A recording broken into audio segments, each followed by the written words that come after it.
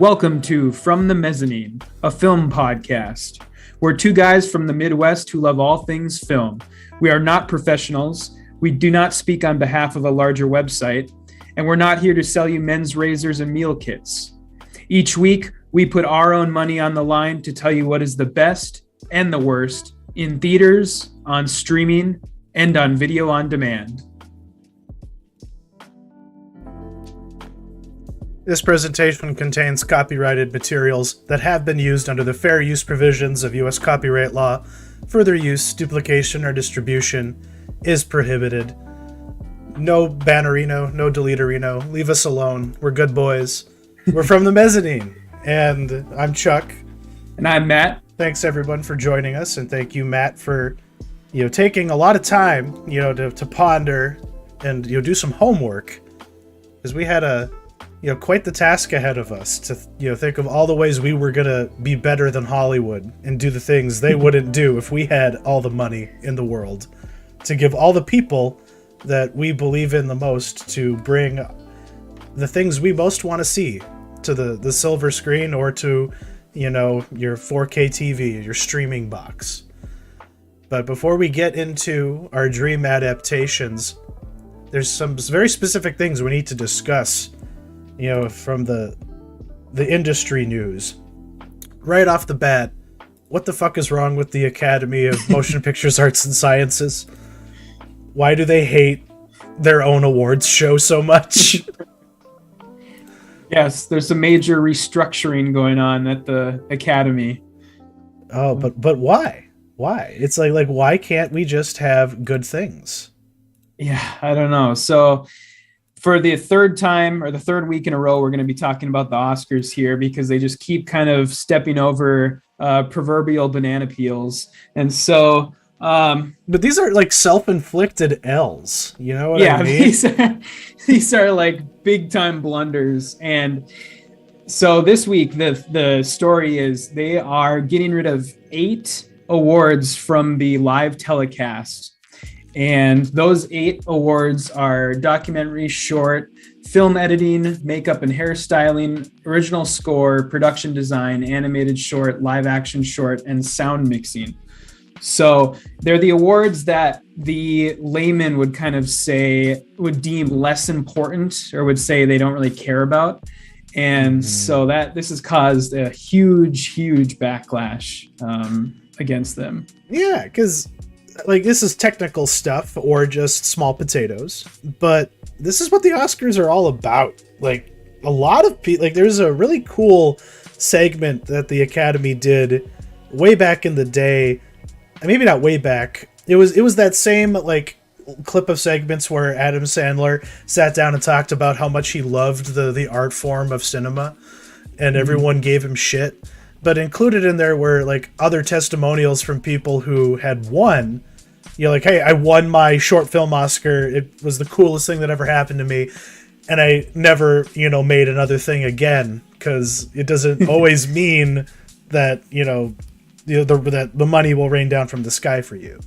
But it still is your one shining moment, the one time that you get to be on screen in front of the world and have your work acknowledged. And you may not be, I'm trying to think of a famous person here, like Jennifer Lawrence or Benedict Cumberbatch, but you still did something cool and you still got a gold statue. And Peter O'Toole never fucking got one, but they did, so they should be on TV. They should be celebrated. Yeah. Yeah. It's so weird because it's like the quote that I kind of see that is going around is you should be the people who are not watching your program aren't going to start watching it because of this. Yeah. You should be doing all you can to keep the small, enthusiast audience that you have instead of trying to win over people who would never watch it in the first place. Exactly. Because the whole genre of award shows is kind of passe anyway. They all suck. Nobody likes watching them. Everyone just watches it to hate on these things now, whether it's the Grammys or the Emmys or the Golden Globes don't even do it anymore. So if you're gonna keep this thing, still a part of the cultural fabric, then stick to what it's about instead of trying to be low rent SNL. It's just bad. It's just not a good time if we're just going to be making really poorly thought out skits that no one is invested in. Like, remember when they had the Pineapple Express guys, they had a segment where it was just them sitting around watching all the Oscar movies and getting high. Yeah. Like the pre-recorded thing. Yeah. We're not here for that. And maybe we could be there for a cool song if it is actually a song that the country was into. But when I guess A Star Was Born was the last time that the song Oscar was actually relevant to what people were actually listening to and buying CDs for. Yeah. I think this year, the reason why, because the one out of all these 8 categories, the one that kind of has me raising my eyebrow the most is the getting rid of original score. Cause that's the one that's whoa, that's, all the other ones I can sort of, sound mixing. I get it. Yeah. But original score is the one that I raised my eyebrow at. But when you look at it, the reason why they're getting rid of that one, but they're keeping original song, is because of that stupid song from Encanto that everybody loves now. There's which one? The Bruno song? Yeah, the Bruno song. The one that's got popular out of nowhere because of 8 TikTok. Months after. Is it really? Because of TikTok? It's because of TikTok. It's a TikTok trend to I don't understand the memery enough to get why, but yeah, that's what it boils down to. It's people on TikTok have made it relevant again. Okay. Yeah. That's got to be some sort of Disney page shilling or something like that, because that's so weird. It's Lin-Manuel Miranda. He's a star. Yeah. We love him. But it sucks because I was thinking about it today earlier too, and the stuff that they're getting rid of are the categories that no other award show has except for the Oscars. Exactly.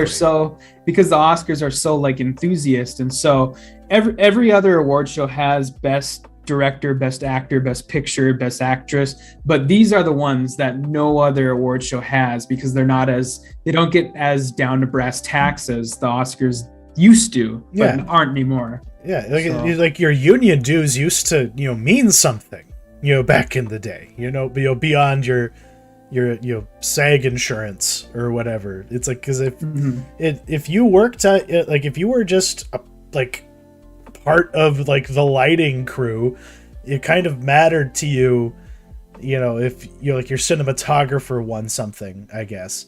Or if you were the sound guy holding the microphone, that it mattered to you if your movie won best sound or best sound mixing, that kind of thing. It's it's not just the person getting the award, it's the whole department kind of being acknowledged as doing a good job. And it's disappointing. It's because I lived for that shit when I would watch the Oscars. I cared who's gonna pick up this random weird thing. And it's not just because it was the only Oscar that Drive was nominated for back in the day was sound mixing, and it's still lost. But it's it did kind of make you appreciate the unnoticed things in movies that you just take for granted. And it is criminal to me that this year they're not because is Hans Zimmer up for best score for Dune, for example? I think so. So you're telling me that Hans Zimmer has a chance to win an Oscar for the first time since The Lion King, and they're not gonna put his acceptance speech up there? Yeah. It's just shut up. I can't believe you. How dare you? It's these people deserve it, and I guess that's where I'm coming from. I get the rage. I do understand why they're we need to make better television, so something's gotta go, but then the whole thing should fucking go. Because this whole thing is bad television. If they were actually gonna just streamline the show to make it shorter, that'd be one thing. but they just want to make room for other kinds of content that they can wrap ads around. Yeah. So yeah. Go jump in a lake, Academy. Yeah. But otherwise, other news, the other kind of interesting thing that happened was at DICE.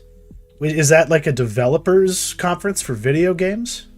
Yeah, it's kind of where they all get together and they sort of attend these sort of video game TED Talks, and then there's an award show at the end of it. Exactly, so. Yeah.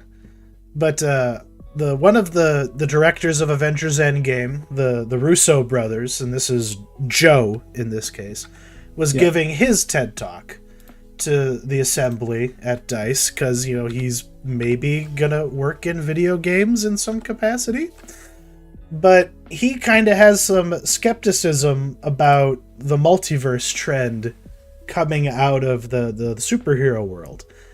And it's funny that he's skeptical about it, because deep down I've always wanted these tentpole franchise things to just be the multiversal free-for-all that the comics are. That's been the thing that annoyed me about the MCU, is how they just stuck to their lame choices and they had no room for wild shit, and now they're all about the wild shit. And even this Flash movie is going to have Michael Keaton in it just for the sake of having him in there playing Tim Burton Batman in a I don't know why they're coming to him for help in that Flash trailer, but they are.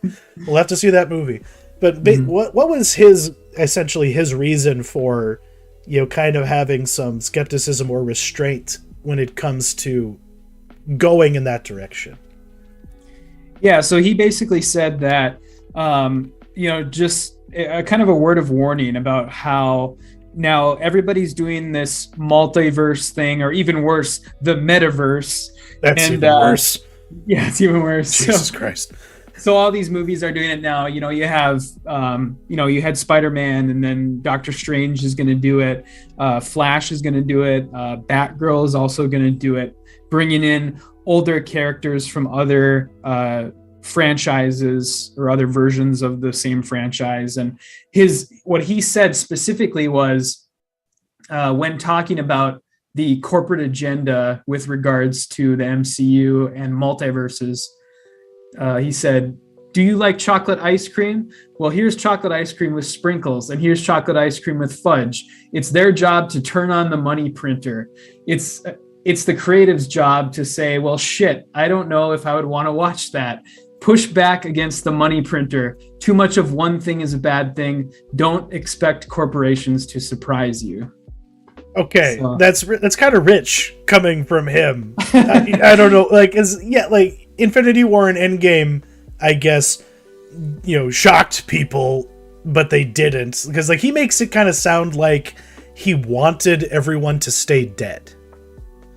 For sure. Yeah, he did not want to have the reverse snap be a part of his Endgame movie, and instead he had to make an entire movie about making that moment happen.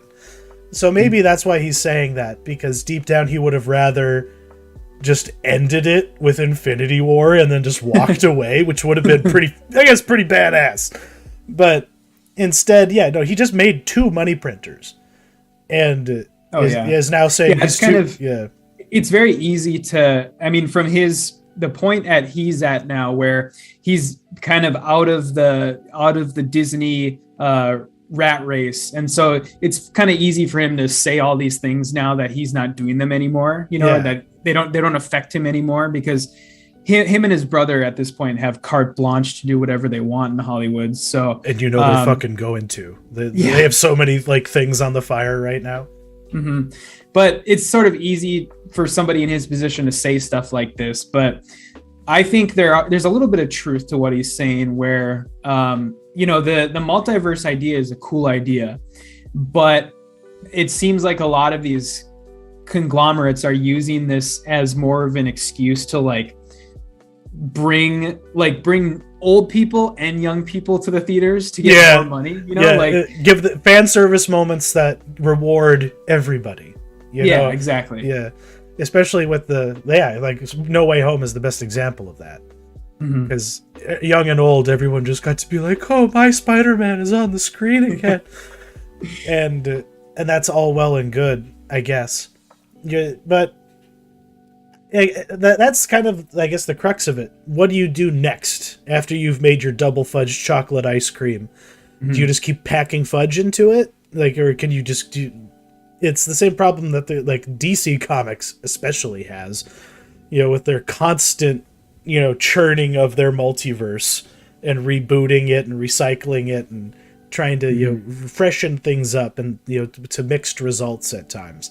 Because what are they gonna do next after this wave of Marvel movies where there's now a multiverse and all things are possible, including like Zombie Strange and God knows what else. Patrick Stewart. Yeah, Patrick Stewart showing up, in the Illuminati, and the one person we'll never get back though is T'Challa, which is hilarious to me. Yeah, I mean, I think it's going to be, I really like Spider-Man, and I'm sure that Flash is going to be good too. And it's fun to see this stuff happen, but I think maybe two or 3 years from now, if we're still doing this stuff, got to kind of like maybe take a step back. I think this can be fun to do for a while, but at the end of the day, I would prefer if these superhero movies were structured more like comic book arcs. I agree with that completely. Yeah, where they did like a trilogy of movies set in the same universe, and then they connected it to somebody else's trilogy. But then once those movies were done, they just rebooted it and did like, over here we're going to do the Death in the Family arc, and then over here we're going to do the Batman Year One arc, and do keep them self-contained for the most part, I guess, is kind of what I would prefer. But and I guess we might as well dip our toes into kind of what's coming up next week, with Matt Reeves's Batman that is got us all in a tizzy, because that thing, according to him, there's no Superman in that universe. Kind of like the Nolan Batman movies. It's like this is just a Batman thing, and the fact that it is like DC is taking a totally different approach in that way. It's like it's very unclear if we're ever going to get a Batman movie set in the shared continuity, because they do seem content to just be like, okay, you have some crazy idea, okay, go do it. It's siloed. You don't got to worry about any studio notes, trying to, we need to make sure that this happens so that we can set this up later, 4 movies down the line. It's like, just tell your story and then be gone with you. We don't want you to feel like you have any ownership over this larger thing. So just have your little movie, and if it's successful, it's successful.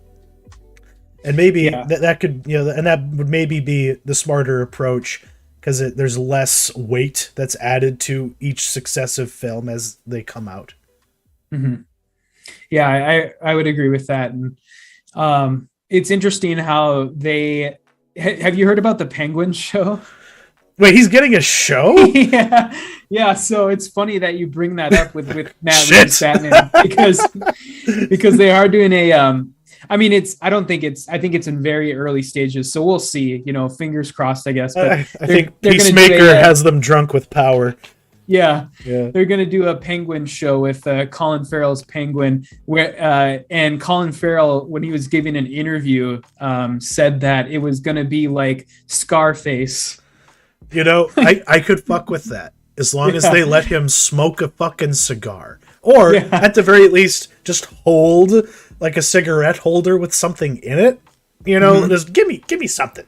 Make the smoke digital. But then they'd have an R-rated movie, because that's that's the clown world we live in. Because everyone thought this new Batman movie was going to be R-rated because of the raw sex between the bat and the cat, but no, it's like they had to walk the tightrope and make sure that the Penguin never had tobacco products on screen. Yeah, it's funny.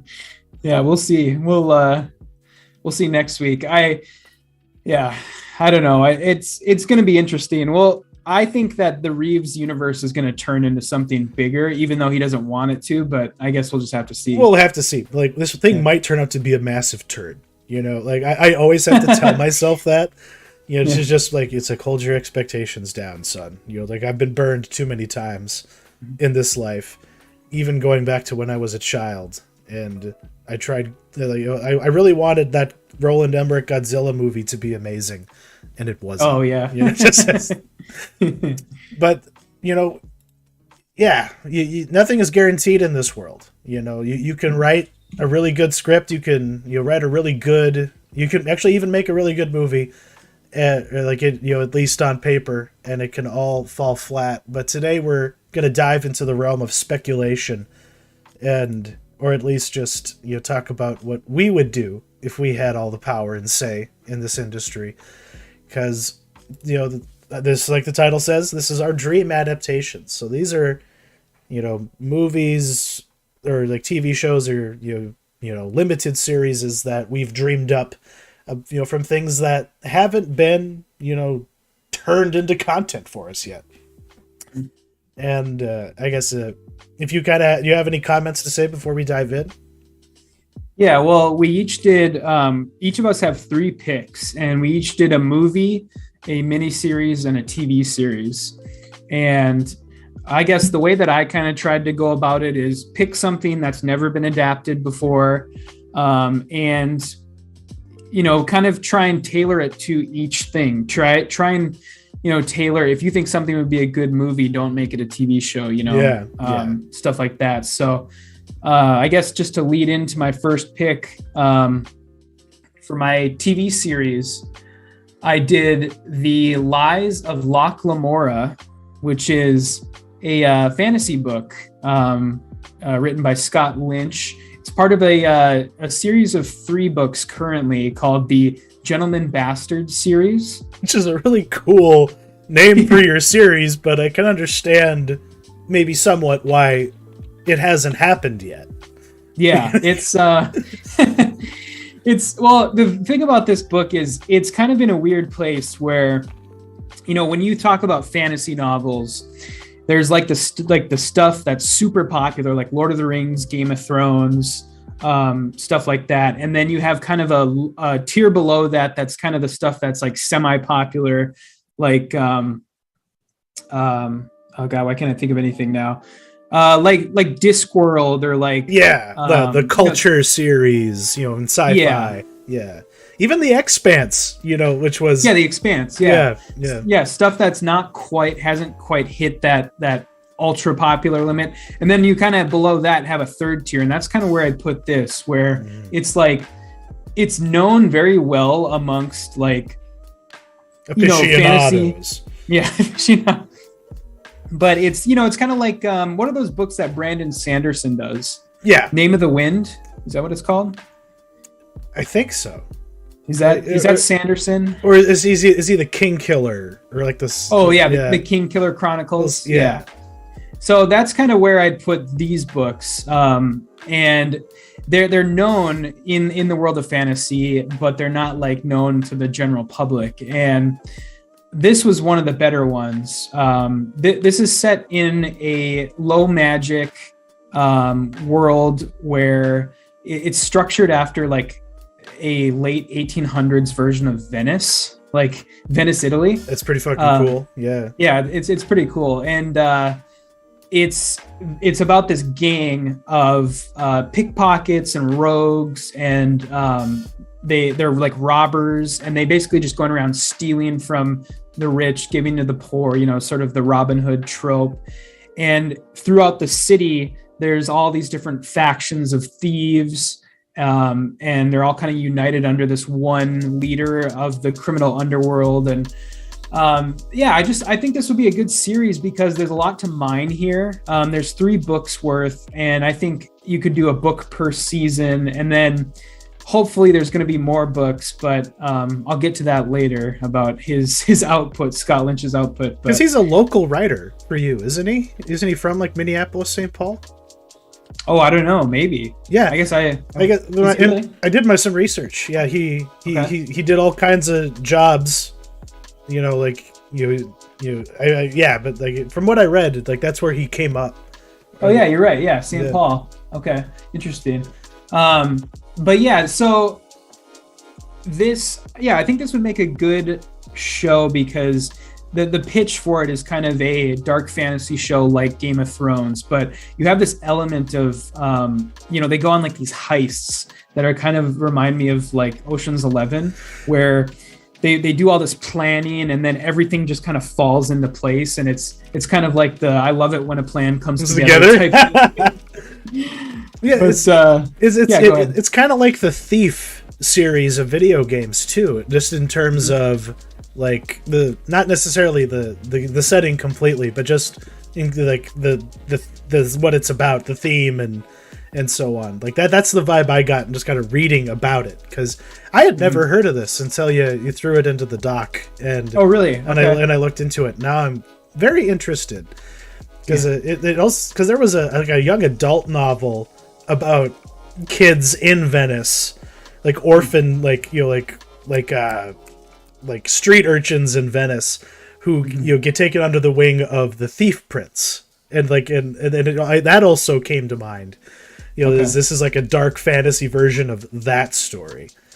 But that's off topic. But it does kind of seem like it would lend itself to that, as long as he doesn't pull a George R.R. Martin and stops writing books, because he's got the titles out there. We know what the names are, but there's no timeline for publication.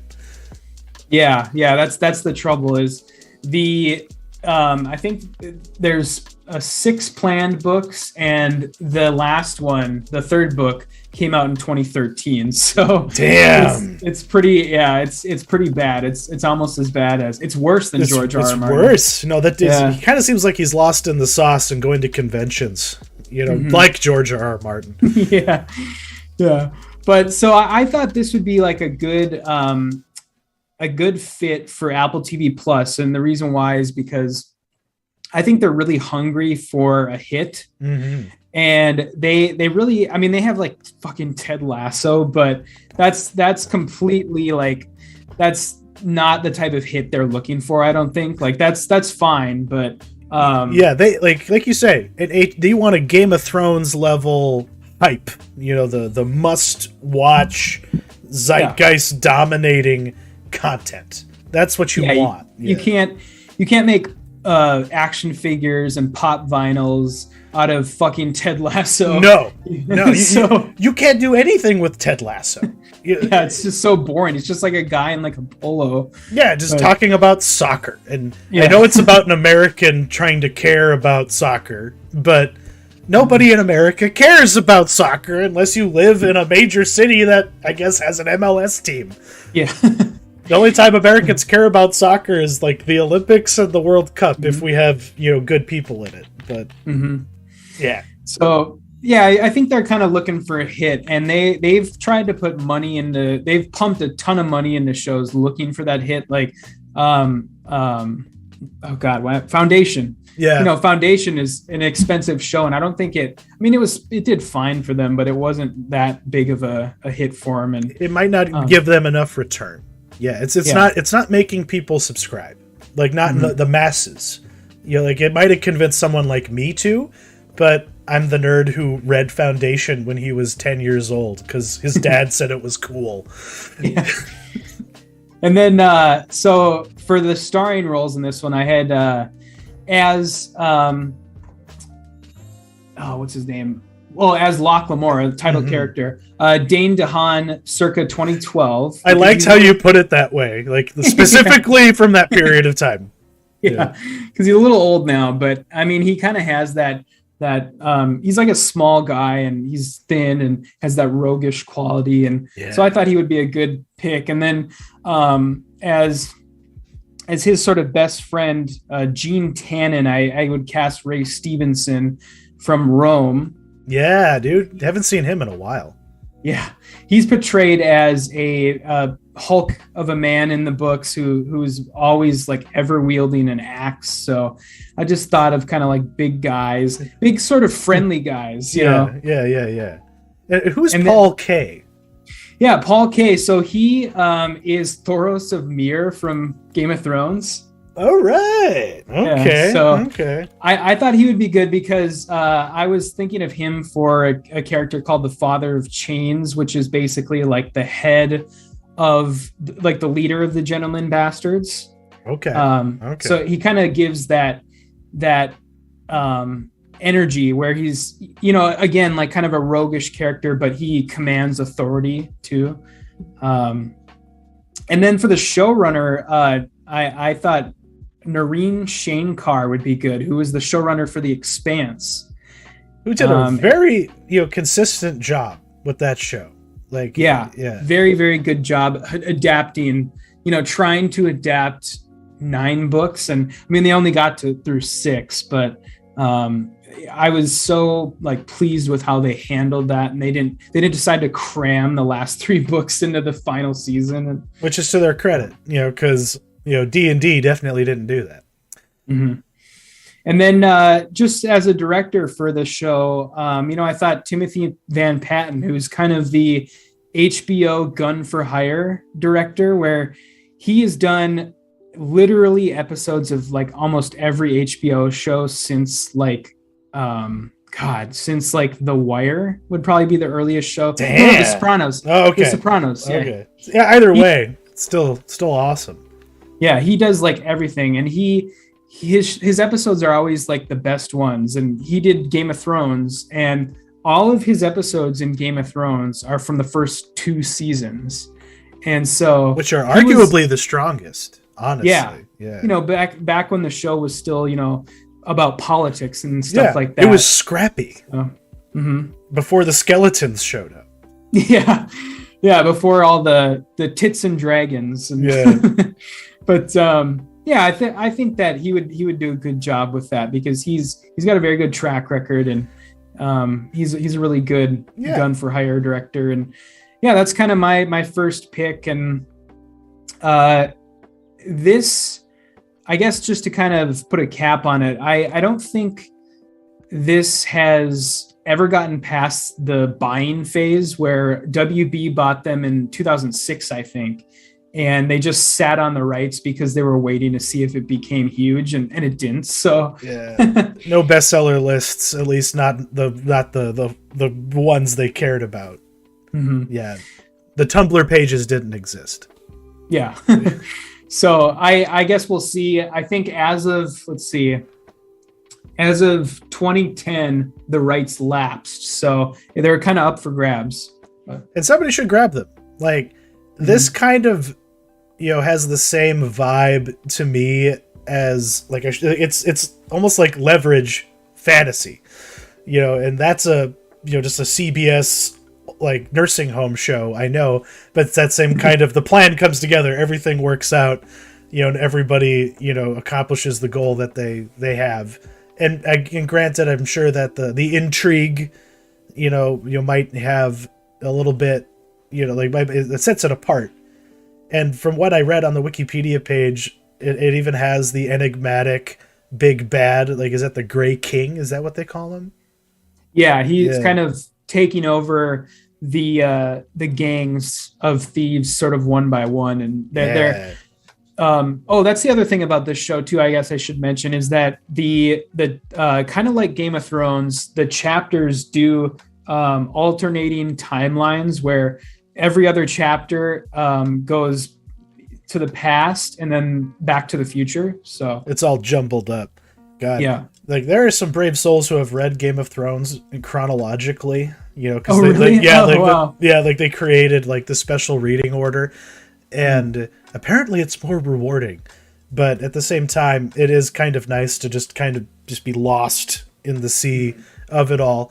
But it might make for an incoherent experience, in the cinema, in streaming.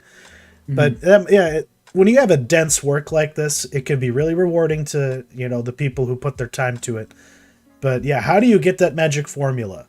That Game of Thrones, what the Game of Thrones had, and a few other shows have, since that. Like Stranger Things, you maybe could argue had its moment, but they're not doing enough with that. I think, Yeah. compared to, some of these other things. But I definitely feel like this has potential, and he should just do better outreach, as a creator, Yeah. besides just going to fan conventions. I don't Mhm. know, maybe, I don't know. It's a pickle, but I'm gonna have to pick up this book and read it. So I'm glad that you recommended it. My TV series is another fantasy series that I think Apple TV Plus should pick up for the exact same reasons you had, but it's a little bit more firmly placed in the kind of like Tolkien-esque fantasy milieu. However, it's totally a different tone, and it's God damn it, what's his name?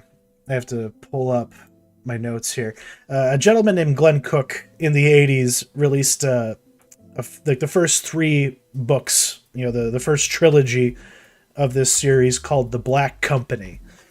And the basic gist of this is a Sauron-like big bad called the Dominator has conquered a world, and is met in battle by a prophesied one, the champion, the one that'll bring him down, and instead of killing him, he's just put to sleep, and all of his underlings remain to rule over his kingdom.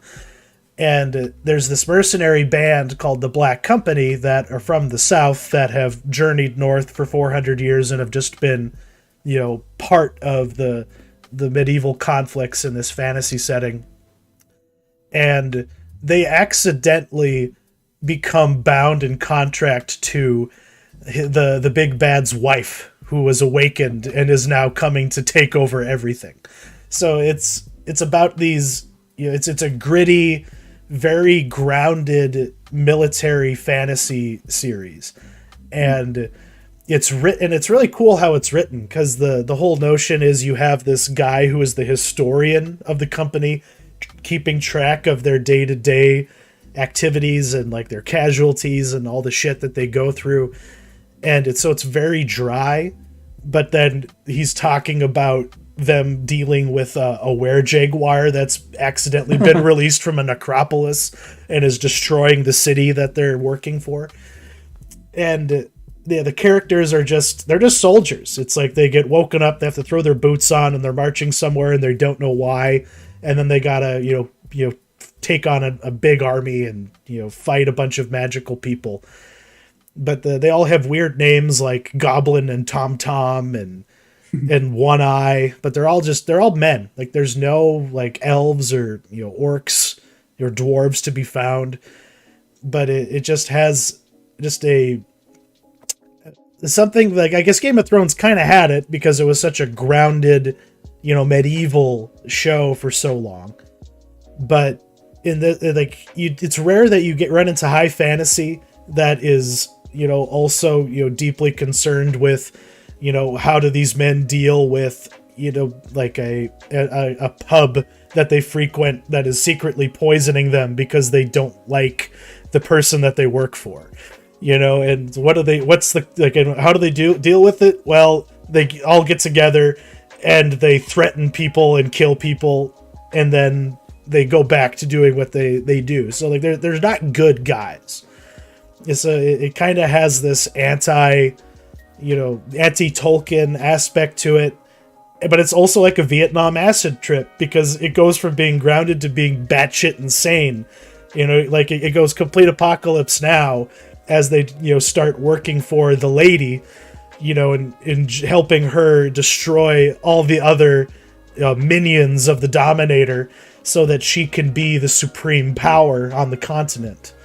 And it takes a while, for like, I've only read the first like 4 books of this series. It didn't get into the books of the South, but you could easily get a season out of each one. And it kind of, honestly, if it has anything that is popular now that it has a lot of, connective tissue to, it's The Witcher. But it also deals with, what if prophecy fails? It's like, what if this golden hero who's going to save us doesn't materialize, and we have to live in this dark world? So it's different in that sense, but they could still have battles, they could still have political intrigue, and you could have Ava Green just fucking hamming it up, as the lady, doing her, best work, in my opinion. She's kind of made for that role. She's a little typecast for it, but she's who I would put, in that role. And then I guess Liam Cunningham and any other expat from Game of Thrones really could find a home in this show. Anybody, like, I almost put, what's his name? The guy from Vikings, and Raised by Wolves. Oh yeah, Travis Fimmel. Yeah, like he would also work pretty well in this as the captain, but Liam Cunningham as One Eye would work pretty well, because as the guy that writes everything down, the lady kind of like makes him like her little toady for a while, so they would have lots of interaction. And I would love to see Lee Pace play the Limper, which is one of the Dominator's Taken, because like his whole shtick is that he, instead of like giving rings of power to people to control them, he just has the ability to just make people enslaved and enthralled to him.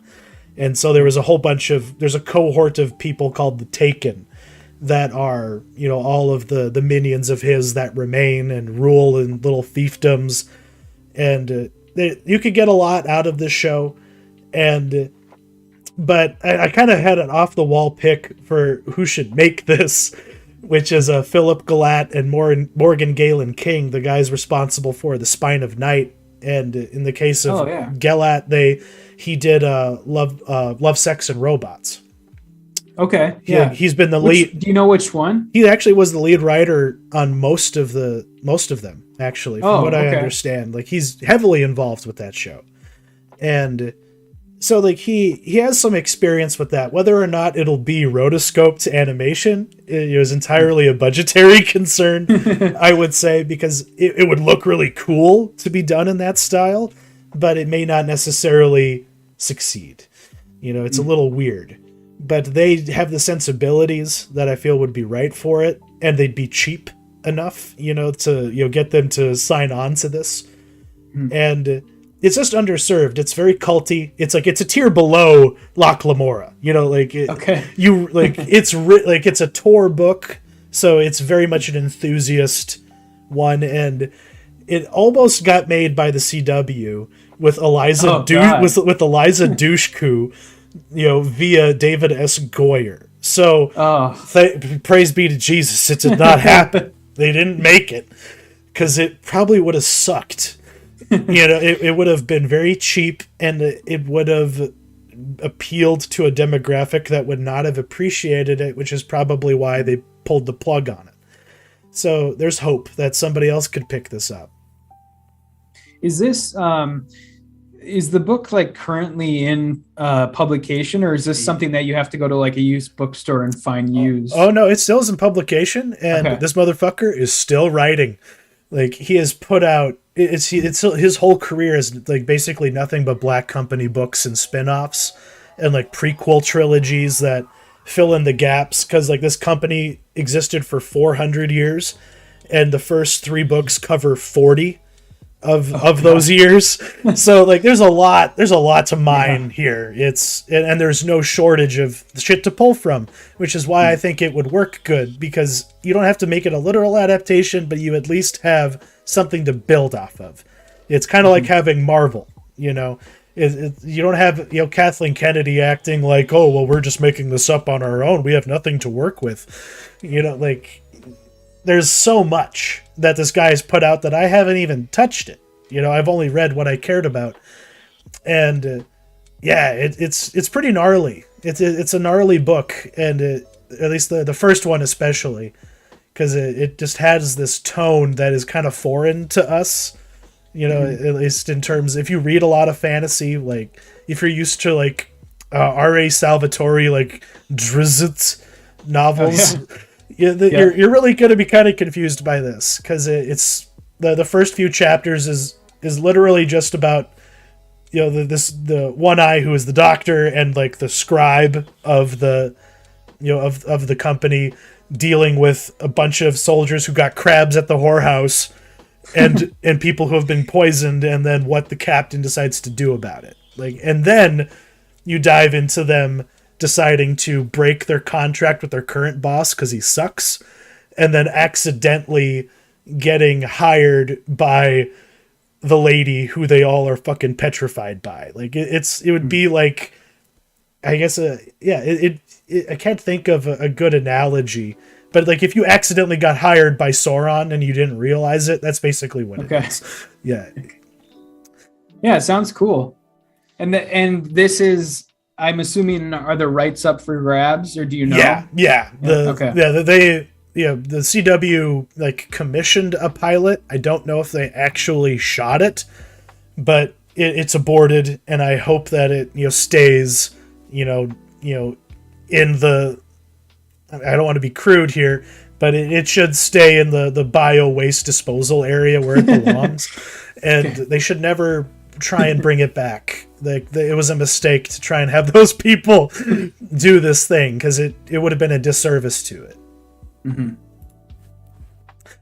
All right. Well, I'll move on to my second one then here. So my second one, I think I've got for my mini series pick. Yeah. And this is the graphic novel Daytripper.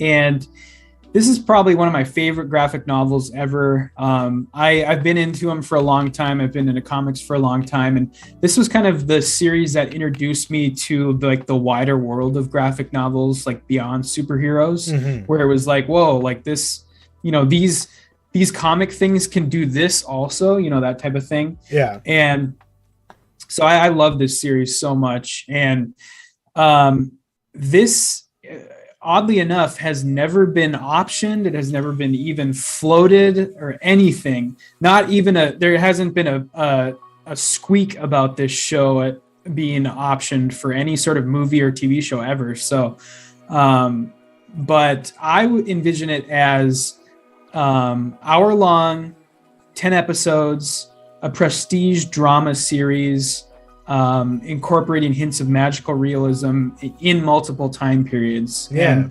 And the comic is basically, the pitch is it's about a guy who, his father was a very famous writer, and he's kind of trying to follow in his father's footsteps, but he kind of gets his creative ideas out by writing obituaries for the newspaper in his local town. Okay. And then it's only 10 issues, the entire series, and each issue ends with him dying in some grisly way. And the next issue basically picks up with sort of an alternate version of the main character. And it's kind of a series about, it kind of answers like the time old question of like, what would you do with your life, if you knew that you were going to die tomorrow, that type of thing.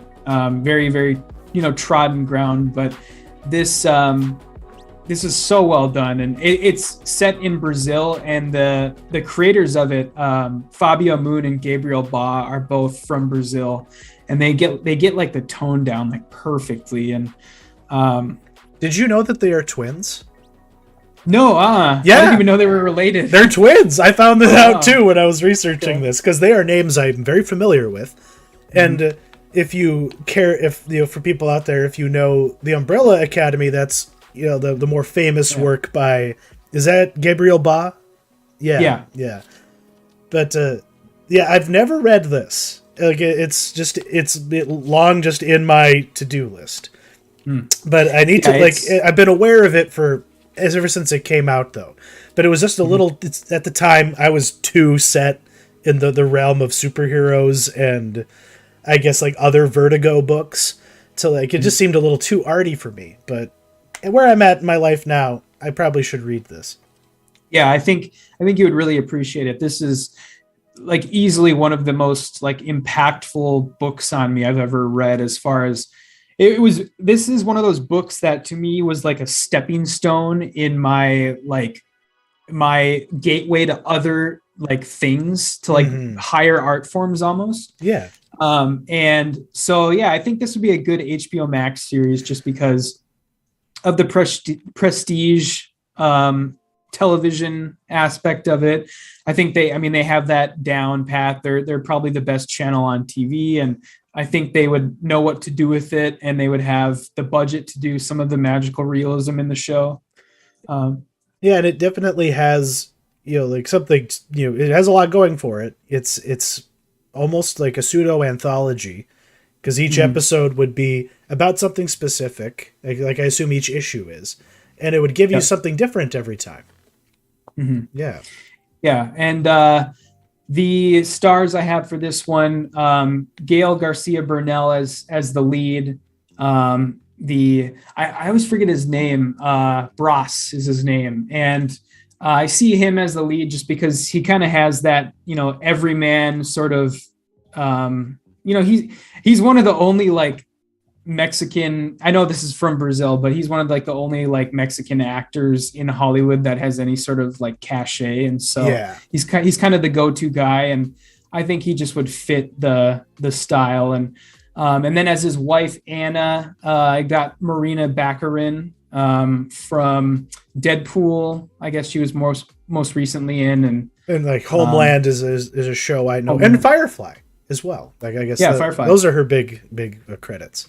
And she's Brazilian, so I think she would kind of get that angle of it. And then for the Braz's father, Benedito is his name. I have Damien Bicar. I think is how you say his last name. Bashir. Yeah. And he has that, that sort of suave old man, like he's got that voice down, Yeah.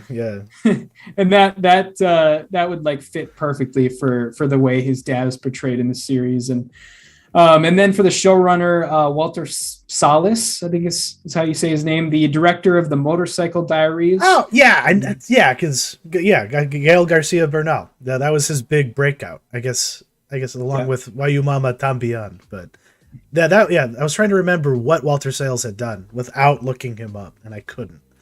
But Motorcycle Diaries, and he is actually Brazilian too. And so I think for a show like this that's set in Brazil, you kind of, especially for the showrunner, you need somebody from there to kind of get some authenticity. Yeah. And then for the directors, just because they're coming off of two like very, very personal projects that kind of remind me of the feel of this comic. I'd like to see like an alternating episodes between Luca Guadagnino and Paulo Sorrentino. That's cool. That would be sweet, because Luca Guadagnino, who did Call Me by Your Name, and then Paulo Sorrentino, who did Hand of God, for anybody that doesn't remember. But yeah, I think they just have that like kind of they're both from Italy. They're not from South America in any way, but they have that feel down. They have that they're very, very good at taking a place and making you identify with it and making you get a feel for that place and that time. So, and they both have just visual flair, which would probably be essential to adapting something like this. Yeah. So, and like I said earlier, this has never ever been optioned, and I can't believe that, because it's like one of this always shows up on people's like best of lists and stuff. And it's DC. They're owned by DC, so DC isn't shy about selling their stuff off. So no, they are not. I don't know why it's never even been thought of, but hopefully someday somebody's gonna have to be brave enough, because it from the way you describe it, it just sounds too cool not to do. But it might just be like, it might just be people holding their nose up and being like, it's just too arty farty, like I was 10 years ago when this first came out.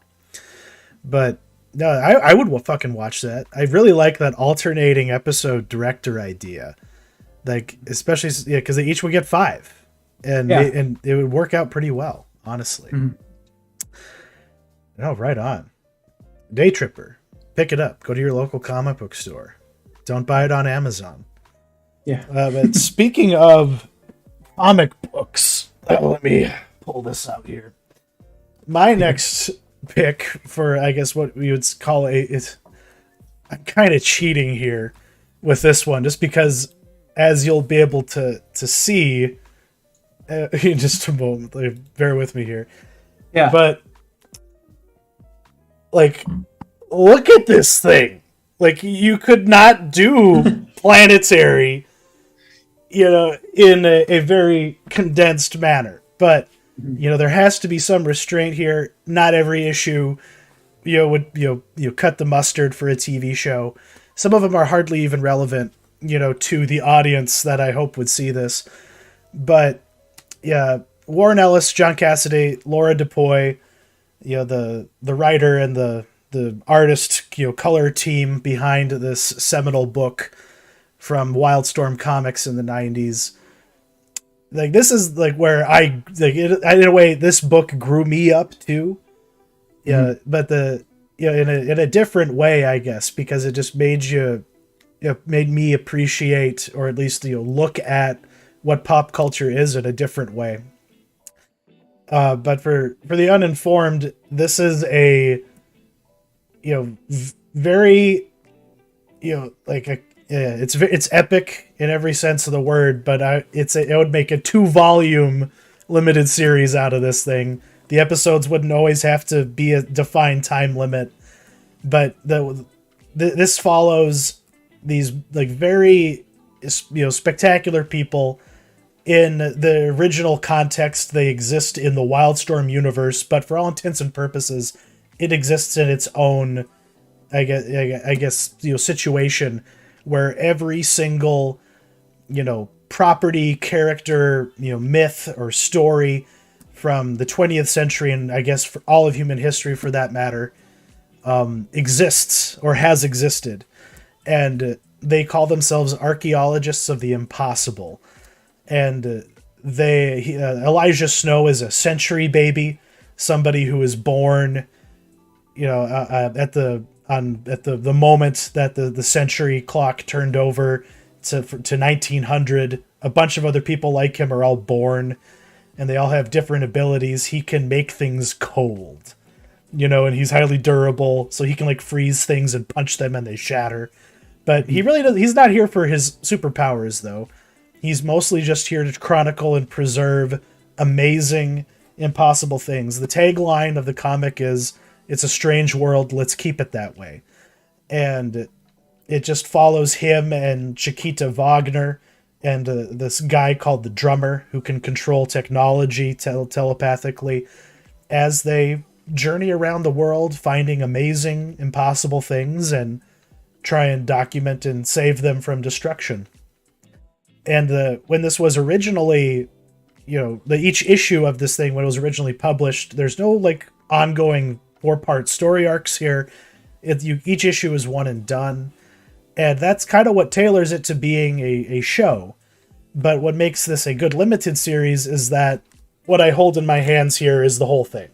Even though it's huge, admittedly, it doesn't get as unwieldy as trying to adapt Batman or something like that. It's very honed, it's very precise in what each issue is about. And granted, it'd be kind of hard to stretch each individual issue of this to a 60-minute runtime. So maybe a Boba Fett sort of thing, where it's a half hour, 45 minutes every time without commercials. But the first issue, for example, is them uncovering a quantum computer buried deep in a mountain that was built in the 1920s that a bunch of pulp superheroes created, and they accidentally created the multiverse and were almost destroyed by a Justice League from an alternate dimension. And them trying to shut the computer, trying to keep the computer running, because that's what's keeping the multiverse going. And they find, a old superhero that has stayed there for 100 years protecting it, and he has no legs because they're withered away. And that's just kind of how it goes. It is a product of its time. There's an issue about the ghost of a policeman in Hong Kong that's like inspired by John Woo movies. But then there's also, really batshit insane things like them uncovering a camp that the United States government was letting Nazi scientists experiment on people, like Americans, like prostitutes and and homosexuals, and doing awful things to them in the name of science and progress. It's all about peeling back the secrets of the 20th century and using the pop culture, that we all, kind of have in our, creative unconscious, and how it informed all of these things that they find. And each episode gives you something different. You could have a wild variety of guest stars on this, not limited to who the ultimate big bads of this series is, which is an evil Fantastic Four. Not to spoil it, but I guess that's part of the appeal, is that you kind of already know who all of these people are, but at the same time, it's just has a visual panache, and the writing and the characters are just so like memorable, and it has stood the test of time as one of the coolest things that has, like, I think maybe it has been sniffed at, but no one has had the cojones to actually do it. Because, yeah, it's hard. Like, even like in trying to conceive, how would you do this as a show? 26 episodes is hardly a limited series, but looking back at things like Centennial back in the 70s, the heyday of the miniseries, you can have a show that is ridiculously long like that, like long-winded like that, but still be something that is just, once it's done, it's done. There's nothing to go back to. And so that's why I thought it would work better as a limited series. And I guess I would, for the role of Elijah Snow, Clive Owen was, he's got that gruff Britishness and that coldness that Elijah Snow requires. And Zazie Beetz as Jaquita Wagner could, she's actually German, and she's, a person of color, which is, who the character is. And she's just this badass who just wants adventure. She hates being bored, as she puts it. And Dacre Montgomery, who plays the evil, like the bully lifeguard from Stranger Things. He's an appropriate age for drummer. He's got long blonde hair.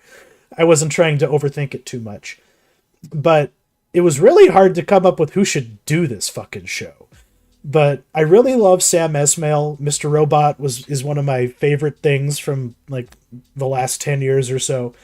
And this guy just knows how to make really polished, paranoid, fueled stuff. He may not have any appreciation for the pop culture commentary, but I feel like there is an audience for this show, for something like this, whether they love superhero shit or not. You know what I mean? Because it's commenting on this, even the multiverse shit we're going through now. It's like, it's kind of talking about that, in a sense too. It's like all of this weird shit matters. It should be treasured, but there's also people who would seek to destroy it, and seek to enslave it for purposes that are, not the most pure.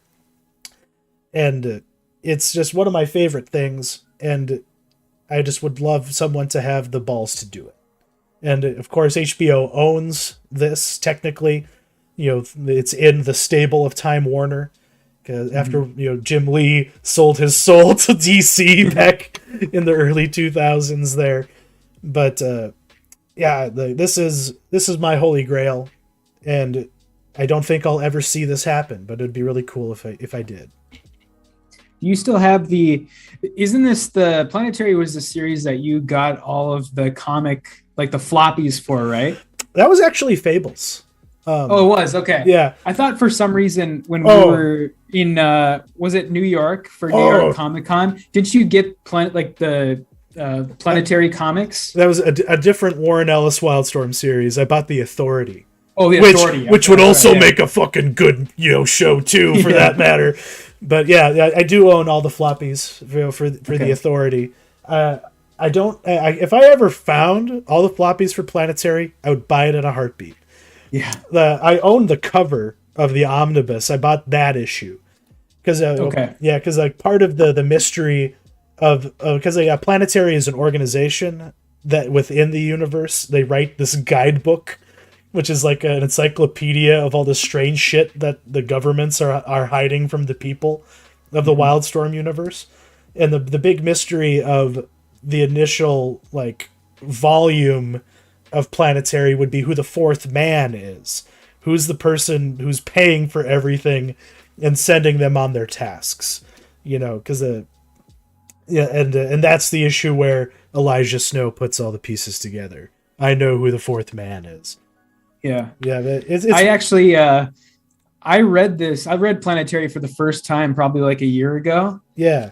And that was like I was honestly, when I started reading the series, I was kind of on the fence, I was like, okay, this is kind of interesting. And then that was like the turning point for me. When you figure that out, I think the line is, I am the fourth man. Yeah. And it's like, oh shit. Like it was just like a complete turning point for me. I was like, okay, I understand now. Like, yeah, it definitely makes Elijah Snow more interesting when you realize that he even has a secret history unto himself that he doesn't know about himself. And yeah, it's all about just learning the truth about things. And there's so many cool, there's something for everybody here. There's an episode that's like there's a rendezvous with Rama episode where there's a race to a strange object that's coming through the solar system, and it's like a self-contained world hurtling through the solar system, and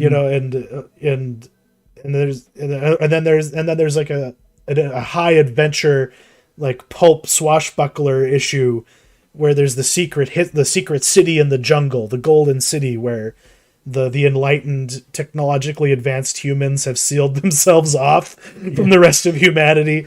And like there's just a lot happening here. And each episode would be something totally different.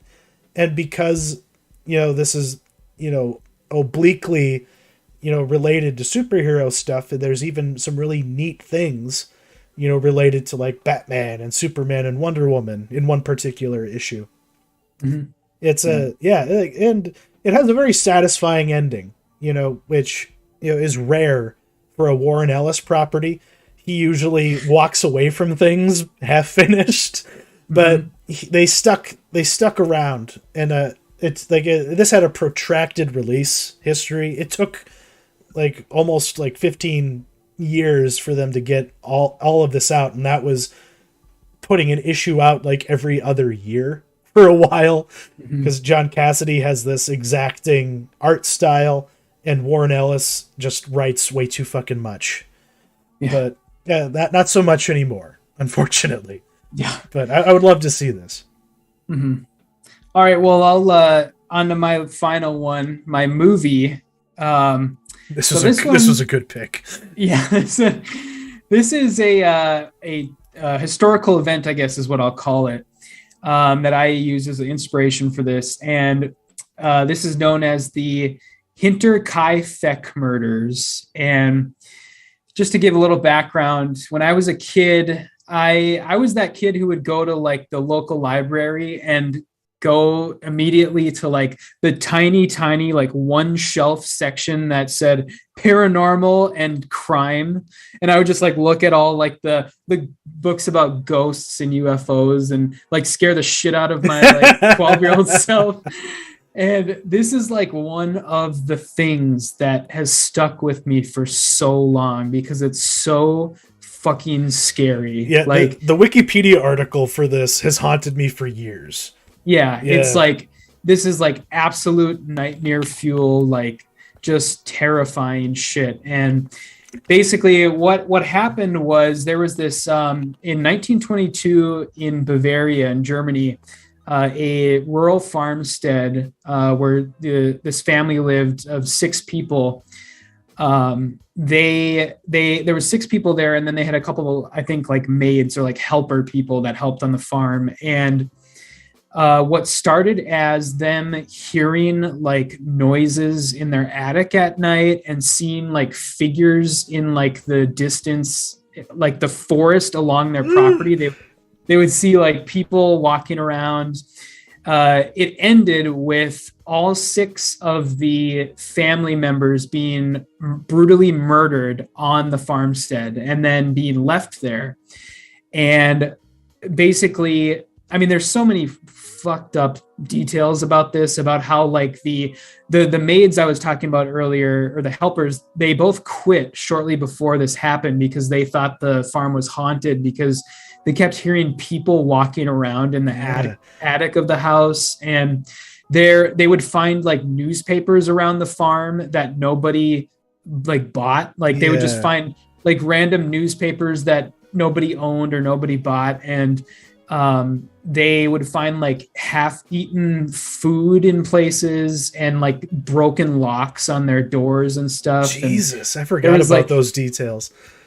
Yeah, there was basically somebody like living there for a while before the murders, and then just decided to kill all the members of the family. And what they think happened is whoever this person was lured them like one by one out to the barn and then stabbed them to death with like a spade, like a gardening spade. Oh my God. And, yeah, it's pretty nuts. And then I guess like the most messed up detail is the bodies were found a couple days after the actual murders happened. And then the police like started piecing things together and found, or their theory is that whoever the person was who did this basically lived at the farm for like a couple days after the murders and like ate the food there and like slept there and then decided to leave after a couple days. Like they were just like, yeah, it's so fucked. It is. And it that's the thing. Like all of those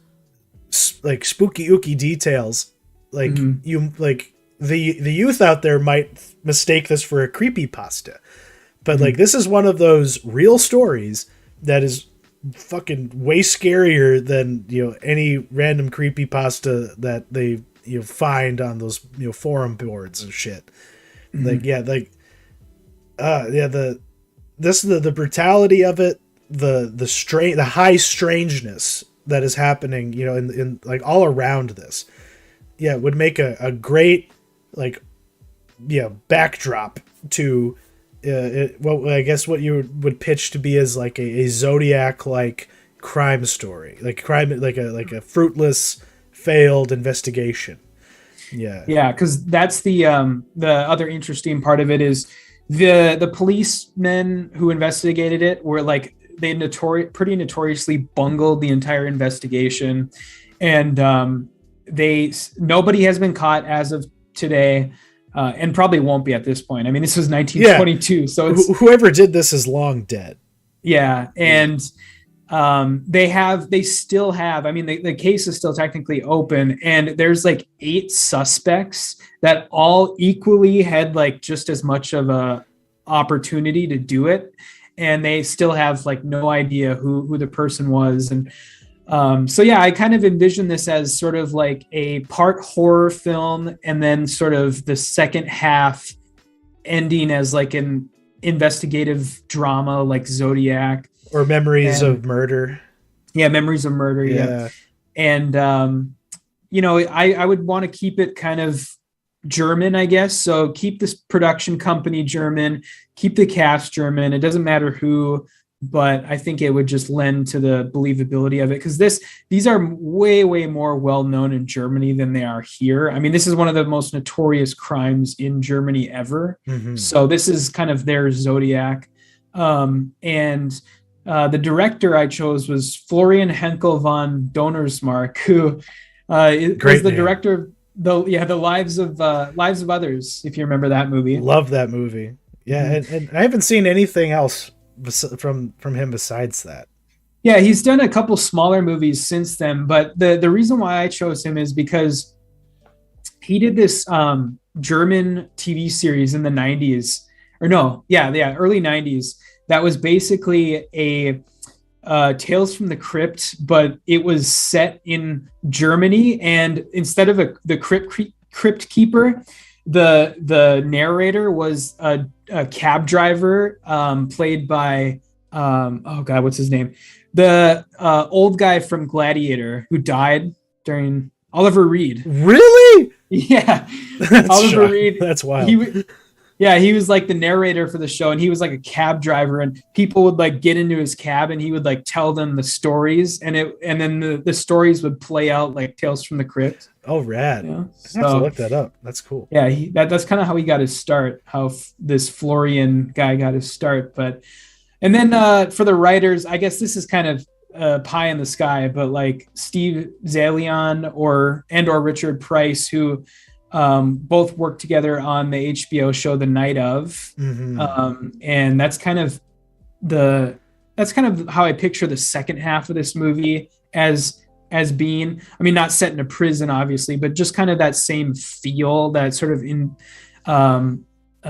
true crime feel, I guess is how I would say. But and Steve Zalian's done tons of crime stuff. Like, didn't he do Girl with the Dragon Tattoo? Yeah, yep, he did. Yeah, so like, this guy could do it. I mean, this is also the dude that didn't he write Schindler's List as well? Yep. Yeah, like this dude's got pedigree. He can he can do history, and he can do a really tight thriller too. Good crime drama. Yeah. No, as soon as I saw that like on the doc, I was just like, yes, 1,000 times. Fuck yeah. And it made it's the movie idea hasn't been floated. This is another one that it hasn't been floated, but there is a book out there, a pretty famous book. I'll have to look it up. I think it's called like The Murder Farm or something. That is it's a narrative. It's a novel that's based on this. Okay.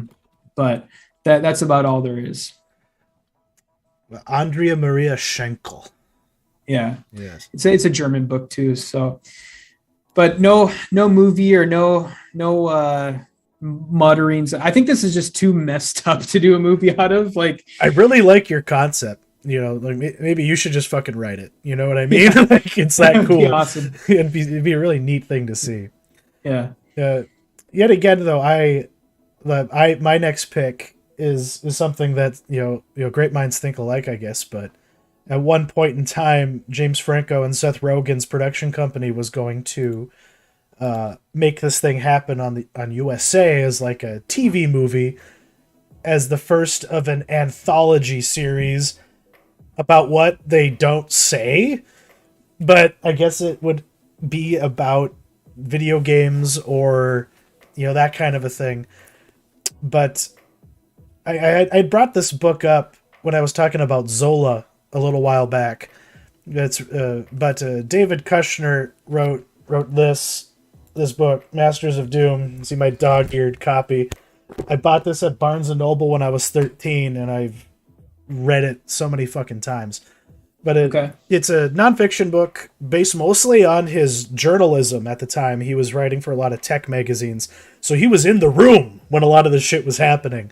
But it chronicles the story of the two Johns, John Romero and John Carmack, who were critical, individuals responsible for the creation of id Software and the video games Wolfenstein 3D, Doom, and Quake, which created the first-person shooter genre as we know it and completely upended the video game industry as we know it and made it like mainstream in a way that was even greater than what Nintendo or Atari even did. And all they did was make a shareware game and push it out into the masses and get people addicted to it.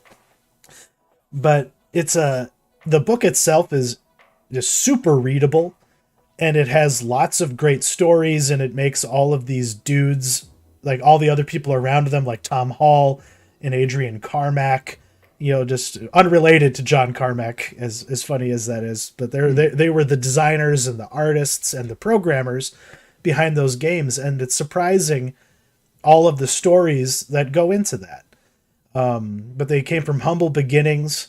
They literally were making their own video games on their IBM and Apple PCs, and then selling them to magazines, which were printing the code for the games in the magazines. You know, so that's where they started.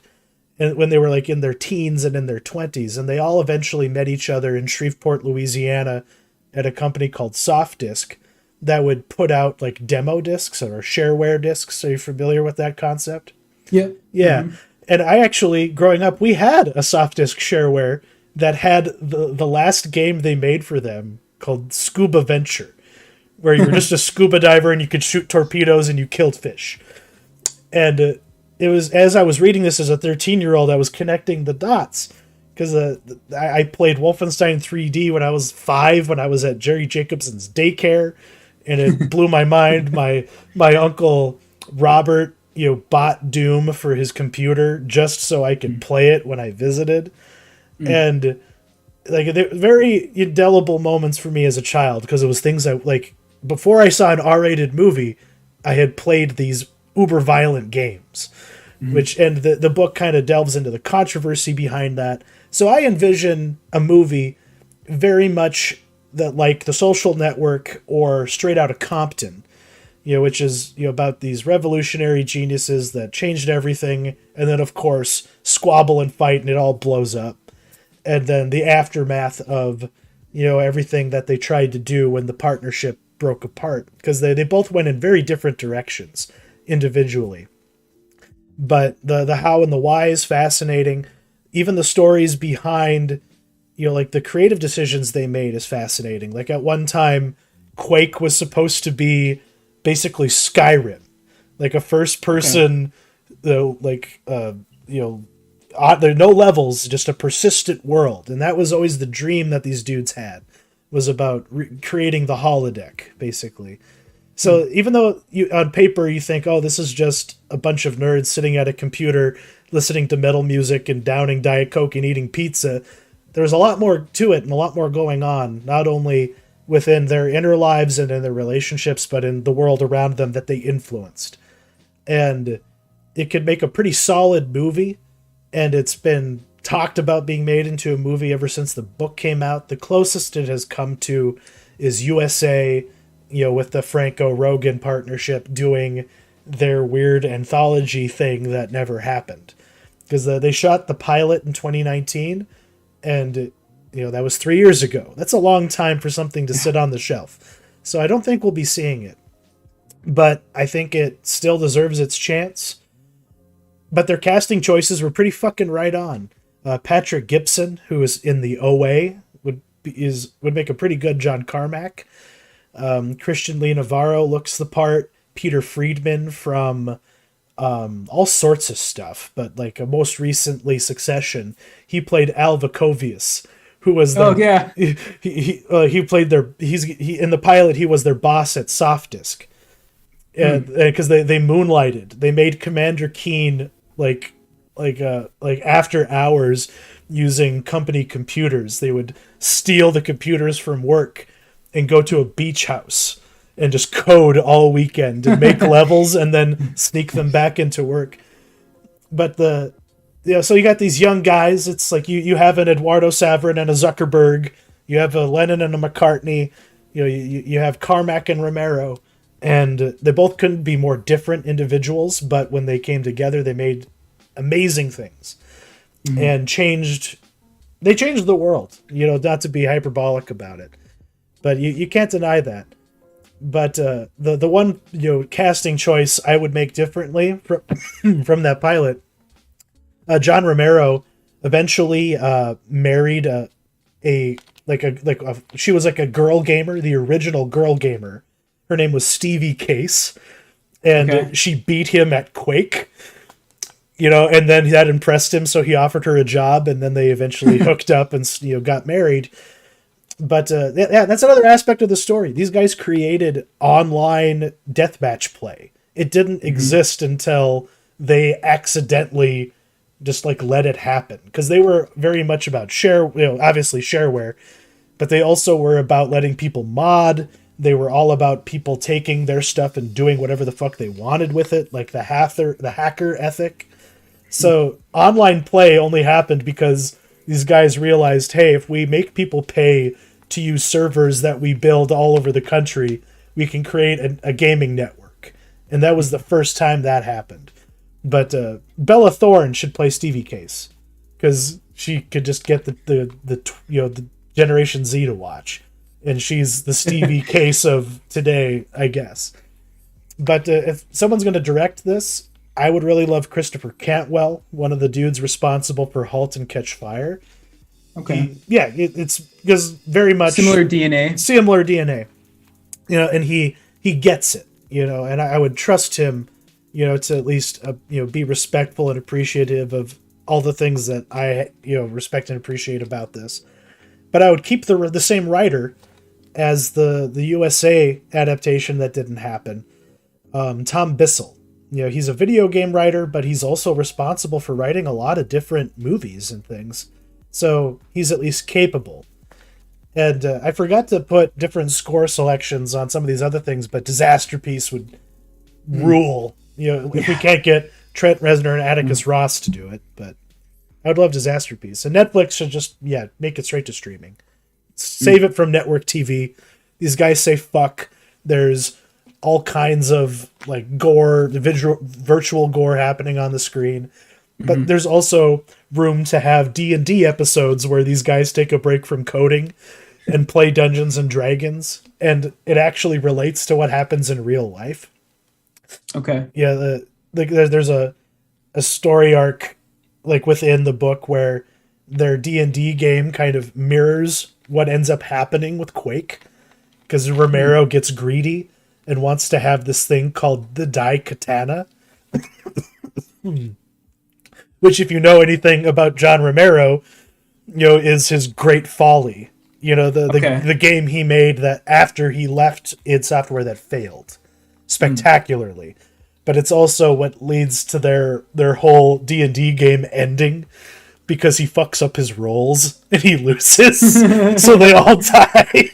So there's a lot happening here, but I feel like audiences could appreciate this. And there's actually on Netflix already, and I think it's in like The Games That Made Us, one of those things. They kind of tell the id Software story on there, and they interview Romero extensively in that. But but there's all sorts of people.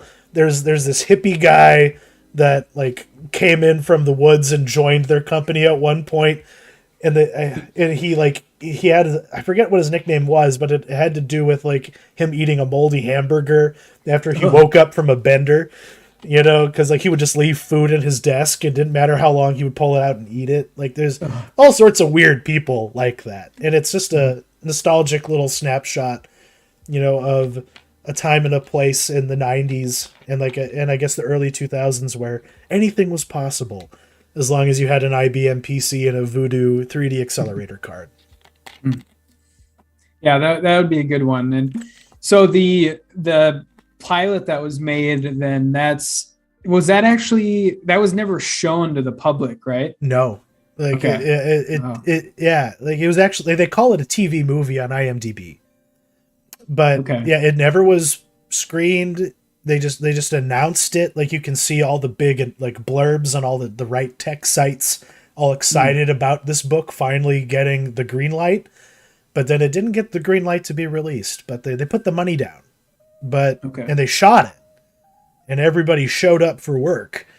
But then USA was just like, and I don't know if maybe some of what was going on with James Franco might have dirtied the water for this, because it definitely broke up the creative partnership that he had with Seth Rogen, and that might be the ultimate driver why this died, because it no longer had those champions within the boardrooms to be like, you gotta make this, guys, and be so cool, man. Like they lost that, and that deserves another shot though. They got a lot of good people together to do it. I wouldn't have been sad to have seen this, but it missed. Like I guess I said at the top, you can get all the pieces together, and you still might not ever get an actual product. Yeah, this is like one of those things that just like somebody like 5 or 10 years from now just uploads to like Vimeo or something. Oh yeah, I hope that. I would love that. I would kill for that, because from the sounds of it, it was a one and done anyway. Like it's not like the show was going to be called Masters of Doom. Who knows what they actually were going to call it? But it didn't really seem like their heart was in it to just tell this story. They wanted to tell a lot of other stories. But at the same time, this would make a pretty good movie. Just like, do an Aaron Sorkin style, fast-paced you could have a cool structure, like a wraparound structure, which is his signature. But yeah, like it is kind of a tough nut to crack, which is probably why it didn't go anywhere. Because in the end, it's about nerds sitting in front of a computer, typing away and designing levels for a video game that your mom was scandalized you were playing. At least that's what happened in my case. My mom made Jerry Jacobson take that game off of the computer in her daycare, so I couldn't play it because the Jerry's son Justin, got the shareware for Wolfenstein and started playing it. But then my friend Blaze Kautzman, who grew up across the street from me, he had the first so many levels of Commander Keen Part 6 Goodbye Galaxy when I was growing up, so I got a copy of that I put on my computer. And as I'm reading this book as a 13-year-old, my mind blew because I had no clue it was all made by the same people. But lots of cool stories in this, and it would be really neat to see. I guess I just have a lot of personal attachment to everything it's about and the book itself. Sure.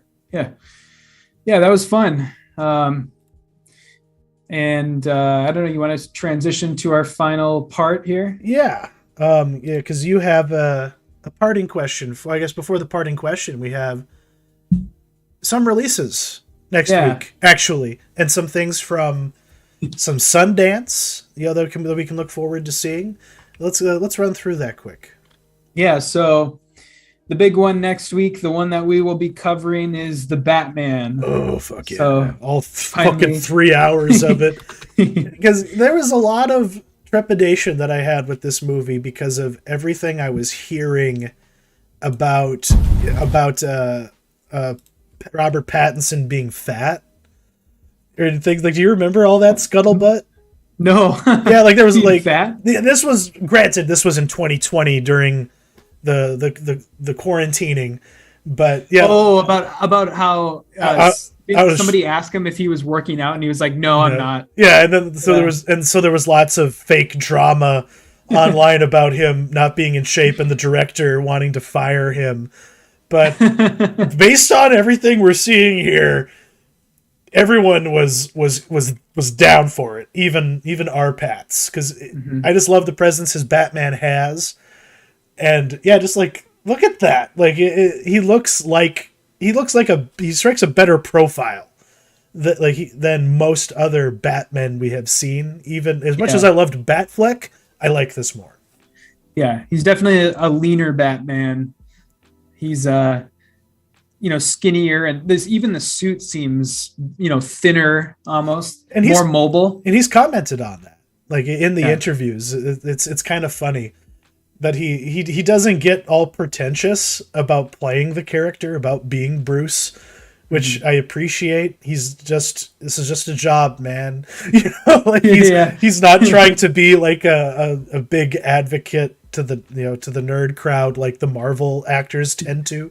Yeah, he's just doing a thing, and looking forward to this. All the Colin Farrell in his fat suit. I'm always down for a dude in a fat suit to be in a movie. And goddamn, so excited for that. Yeah. And then next up, this was kind of a surprise. So Showtime bought the rights to After Yang. Yeah. Which was one of my favorite movies from this year's Sundance. And they're just going to drop it on Showtime next week. God bless him. Yeah. It's going to be awesome. Highly recommend people go out and seek that one out. And then we've also got the premiere of the new Taika Waititi show, Our Flag Means Death, on HBO. Which looks ridiculous. Yeah. Which is the point, I know. I'm really excited for that one. Yeah. I mean, as long as it looks like What We Do in the Shadows, but swap vampires for pirates, which is a good thing. Yeah, but it's funny because he's just jumping from the from one trend of yesteryear to another. And I just wonder, is he going to make a zombie show next? That would be cool. That would be cool. And then I think you mentioned this one last week a little bit, but on Hulu, The Dropout, which is the what was her name again? Oh my god, I'm blanking on her name. The Theranos lady, Elizabeth Holmes. Yeah, Elizabeth Holmes. And she's got the voice down. Yeah. I'm just going to show a brief snippet because, this lady she's such a loser. I don't like her. And she's in her court case, I don't know if they're going to go that far, but like she basically blamed it on her lover, who was also like her CFO. Yeah. She was just like, he abused me and made me do it. And it's just like, come on. But whatever. And then on Prime Video, the first of many The Boys spin-offs. The Boys Diabolical, which is the animated one. And what even is this about? I don't know. My interest is kind of very, very like ground level on this one. Hey, I mean, there's a good boy right there. I'll see if it, I'll see how the reviews pan out, and then if good things are said about it, I might check it out. But I don't know. I'm just not. This is just not that interesting of a world to me. Yeah, this is a one show world. This is not a universe like multiple shows and multiple spin-offs type of world. It's not that interesting, I don't think. Unless it was, I guess, honestly, if it was more true to the comics and was just Garth Ennis's grossness on full display, I could fuck with it. But as it is, I just don't know. Before we get to the parting question, though, I just want to throw out there, Angie and I tried playing Cat Burglar, the Charlie Brooker thing, and I will say that the animation in this is wonderful, and it's like Tex Avery, right? Yeah, and all of the it's just this big fat love letter to the Acme Hour, as I grew up with it on Cartoon Network. But that said, I hate the gamification of it. I just want to watch the damn thing. It got frustrating because you get 3 lives, you answer one question of the 3 wrong that they give you in succession, and you lose a life. And then you got to start over from the fucking beginning. And it's like this. There's 12 minutes of content here. Just let me fucking watch it. Is it like, like messed up like Charlie Brooker stuff, or is it for kids? It's for teens. It's rated like TV 14, I believe, or like whatever the teen rating is. It's not TVY. It's not TVY7, but it's not like TVMA either. It's interesting. It's like Ren and Stimpy, but not like there is a prolonged sequence where the guard dog falls in love with the cat burglar because he's disguised as Cleopatra, and they go on like a romantic like big sweeping romance, but it doesn't get crude, and it neither does it get like gory, so it's you could actually watch this with kids, honestly. Interesting. Like it's not good for the Bluey crowd, but I feel like other people could get into this. And I would actually, like, my Netflix subscription would be worth it if Charlie Brooker just made, like, an entire season of this kind of content. But get the game shit out of it. I don't care about this interactive nonsense. Because it's just trick questions. Like the first sequence of questions was, name the star. And then they get a little like goofier, like like pays okay and morally okay. So like, what's a good job but is also morally okay? Your choices are veterinarian and teacher. Like, are they not both morally okay? Like, what's the wrong? Oh, but teachers don't get paid well. But you know what I mean? Yeah. I guess in the right school district they do get paid well. Interesting. Yeah, it's such a random thing. It's an oddity, that show. But it's fun. It's pretty. Yeah. But the parting question for next week. You came up with this one after you had some absence from the show. What is it going to be? So just was thinking about the Batman and anticipating it. So we're going to kind of fold a little bit more Batman into the episode next week. And I want to know what your favorite Batman storyline is ever. So that can mean it could be one of the other Batman movies. It could be an episode of the animated series. It can be an arc from the comic books. Just your favorite storyline that Batman's ever done, and we'll talk about it. And I already know my answer. So okay, good. Like I'm so ready for it. But yeah, it'll be interesting, and we'll kind of segue that one into the big discussion next week on the Batman movie. If we survive, we may die in our theater seats from like starvation, because the movie's gonna be so fucking long. Yeah. But oh shit. Oh god. Sorry for the ringing. My power block does this thing where it needs to like reset itself. Okay. And because my computer is such a power hog, it like messes it up. So this is actually a perfect time to end the show. Okay. Well, it's been fun, and we'll see you next week, and looking forward to talking to Batman. We have a lot to talk about. Have a good night, everyone.